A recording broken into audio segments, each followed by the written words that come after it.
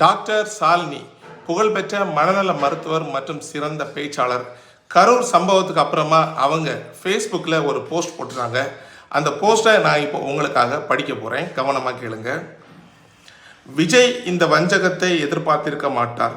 மனிதர்கள் எவ்வளவு சுயநலவாதிகள், தங்களின் சிறு ஆதாயத்திற்காக எவ்வளவு பெரிய அநீதிகளையும் கொஞ்சமும் தயங்காமல் செய்யும் கொடூரம் கொண்டவர்கள் என்பதை காலம் அவருக்கு காட்டியிருக்கிறது.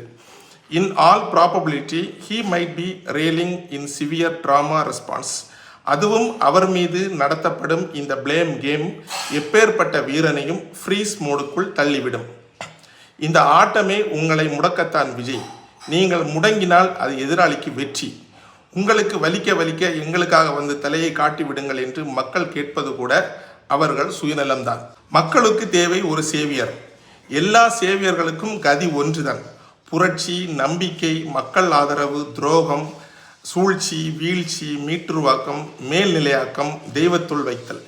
இன்று நீர் சிலுவையில் அறையப்பட்டு உள்ளீர். நாளை என்ன நடக்கும் எனும் காட்சி மாறுதலுக்காக வழக்கம் போல மக்கள் காத்திருக்கிறார்கள். இந்த மந்தைக்கு ஒரு நல்ல மேய்ப்பன் அமையட்டும் அப்படின்னு பதிவிட்டிருக்காங்க. இந்த பதிவு உண்மையாகவே என் மனசை தொட்டுச்சு. நீங்கள் பார்க்கணுன்னா சாலினின்னு சர்ச் பண்ணி பாருங்கள். டாக்டர் சாலினி பேஜில் இந்த பதிவு இருக்குது.